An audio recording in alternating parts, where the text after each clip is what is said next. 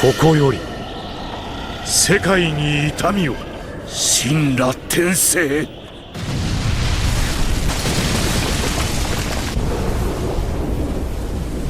The village we love so much, reduced to a crater, people injured, bodies on the ground, and one man standing in the center of it all without hesitation.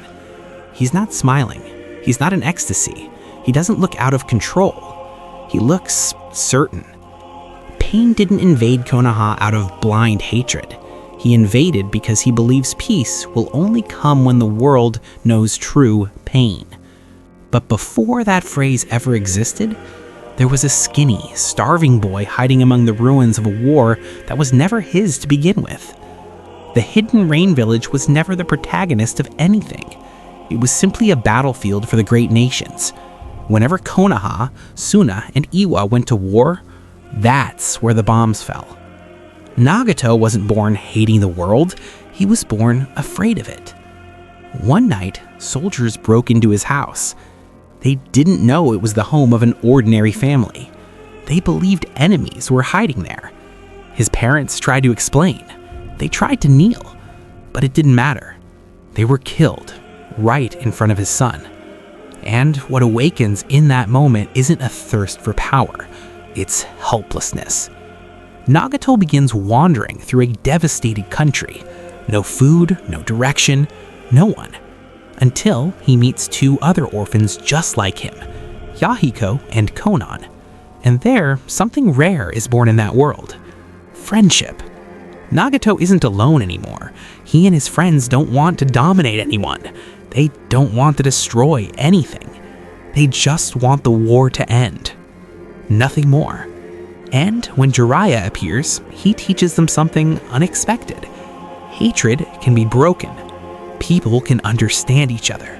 There is another path. Those words stay with them. They believe.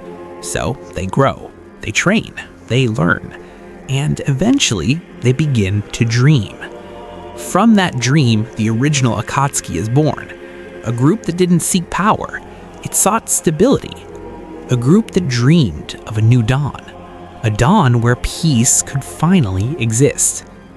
But the world does not reward idealists. The great nations see that group growing and decide to crush it. Konan is threatened, captured. Yahiko is forced to choose. And then comes the moment that destroys the boy who believed in peace. Yahiko throws himself onto Nagato's kunai.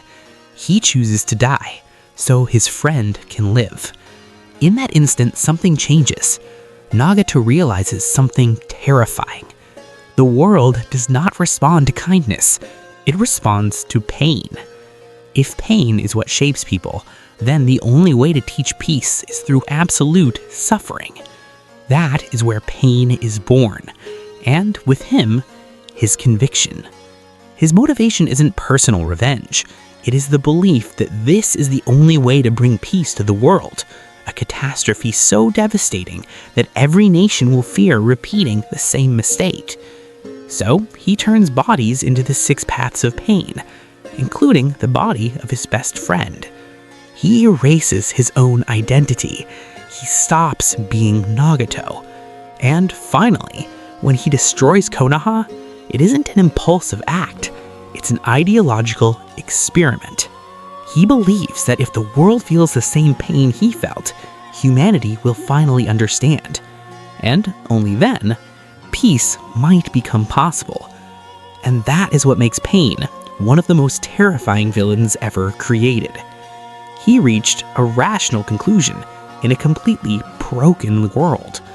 His motivation isn't born from evil. It is born from suffering. A suffering we cannot ignore. On the contrary, it is a pain we can understand. Pain's past shakes the audience. It shakes the world around him, until one question begins to echo. How would you bring peace to this cursed world? A question so heavy that even Naruto struggles to answer it. If peace has never worked before, why would it work now? And that pain, that suffering, is what makes Pain truly unique. But after all that, let's be honest for a second. This is chilling. Yes, Pain is an insanely stylish villain. The black Akatsuki cloak, that incredible soundtrack, that scene of him floating over Konoha, ooh, that scene. Shinra Tensei, erasing the village from the map. And of course, the Rinnegan. We can't forget one of the most overpowered abilities in all of Naruto. He summons, he pulls, he pushes, he resurrects, he destroys. He basically does everything, completely broken and completely awesome. All of that is exciting. All of that is memorable. But that's not the real reason we love this character. If it were just aesthetics, just power, just epic scenes, he would be just another villain. But he isn't. Even people who have never watched Naruto know who he is. Pain became a symbol of the series. And remember, this is the man who killed Jiraiya. Just think about the weight of that. He killed Jiraiya, one of the most beloved characters in the entire story, the Naruto's mentor and his own teacher. The man who taught him hope, lightness, and the courage to dream. And even carrying that enormous weight, we can still understand his pain. That's insane.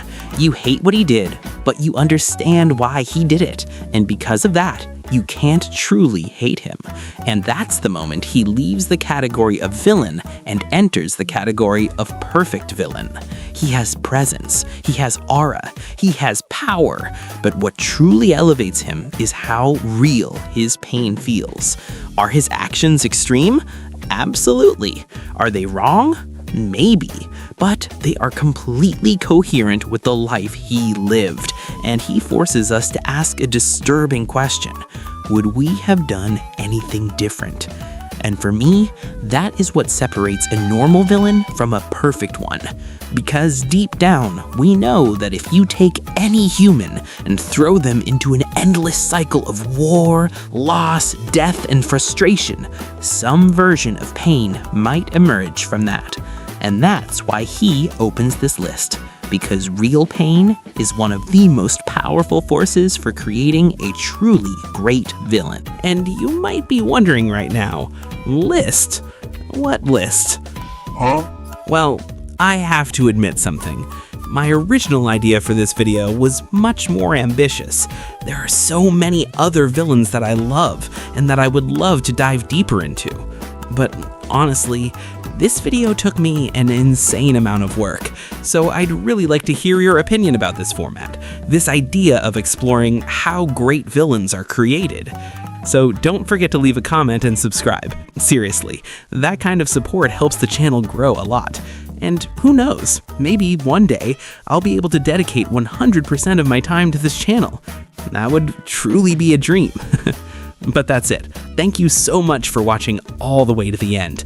I really hope you enjoyed the video, and never forget, peace.